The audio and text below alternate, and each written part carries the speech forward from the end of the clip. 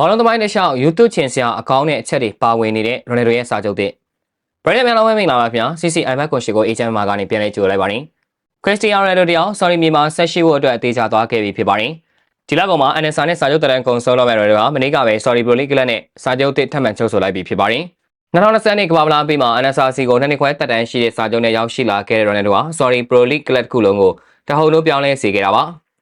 Ronaldo မြောက်ခင်တော့ sorry Pro League ဆိုတာကအာရှတိုက်ကပရိသတ်တွေလောက်ပဲတတိထားမိကြပေမဲ့အခုဆိုရင်တော့ဥရောပကဒီထိပ်ကျဲမီဒီယာတွေကတော့ sorry Pro League ကိုအာရုံစိုက်လာကြပြီဖြစ်ပါတယ်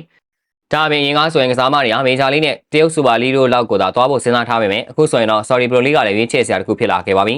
NSA ကို Ronaldo ရောက်ရှိလာခဲ့ပြီးတဲ့နောက်ဘန်စီမာနေမာနီကန်ဒီတို့ပါဝင်ဥရောပရဲ့ဒီထိပ်ကျဲကစားမတချို့ဟာလည်း sorry မြေကိုခြေချလာကြပါတယ်ဒါ Ronaldo ရဲ့ပုံရိပ်တွေကြောင့်ပဲဖြစ်ပါတယ်ကနဦးက Ronaldo က NSA နဲ့အတူစာချုပ်တက်လည်းမတိုးပဲအသင်းပြောင်းမယ်ဆိုတဲ့သတင်းတွေကခက်တက်ထွက်ပေါ်ခဲ့သေးတာဖြစ်ပါတယ်လက်ရှိကျင်းပနေတဲ့ FIFA ကလပ်ကမ္ဘာ့ဖလားပြိုင်ပွဲဝင်အသင်းတချို့ကလည်းပေါ်တူဂီကိုကြီး Ronaldo ကိုခေါ်ယူချင်နေသလို FIFA ဥက္ကဋ္ဌ Infantino ကလည်းဒီပြိုင်ပွဲမှာ Ronaldo ပါဝင်မယ်ဆိုပြီးတော့ပြောဆိုခဲ့တာဖြစ်ပါတယ်ဒါပေမဲ့ Ronaldo ကလည်း FIFA ကလပ်ကမ္ဘာ့ဖလားမှာဝင်ရောက်ကစားနိုင်မဲ့ခွင့်ရေးတွေကိုညှင်းပန်ခဲ့သလို sorry ဘောလုံးလောက်ကလည်းပြန်သွားနိုင်မဲ့ခွင့်ရေးကိုလည်းညှင်းဆန်သွားခဲ့ပြီး NSA နဲ့စာချုပ်တက်တိုးခဲ့တာဖြစ်ပါတယ်Ronaldo က NSA မှာတနည်းလောက်ခလာစာယူတန်း200ဝန်းကျင်ရရှိနေသူဖြစ်ပါတယ်ဒါပေမဲ့အခုစာချုပ်အသစ်မှာတော့လောက်ခလာစာပိုများလာတဲ့အပြင် YouTube ချင်စရာကောင်းတဲ့သဘောတူညီချက်တွေလည်းပါဝင်နေတာဖြစ်ပါတယ်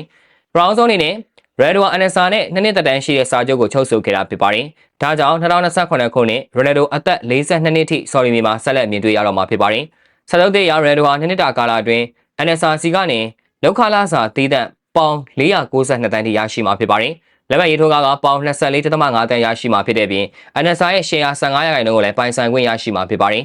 ဒါအပြင် sorry Pro League ကိုတင်ပြင်စုရရင်အပေါ်စုကြီးပေါင်4တန်း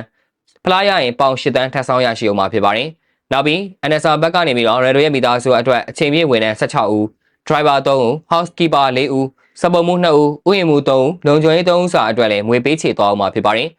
အထူးချက်လင်အသုံးပြုတွေလည်းပါဝင်လာမှာဖြစ်ပြီးတော့ sorry company တချို့နဲ့ sponsor သဘောတူညီချက်အရအဖို့စုကြီးကပေါင်တန်း60လောက်ရရှိမှာဖြစ်ပါတယ်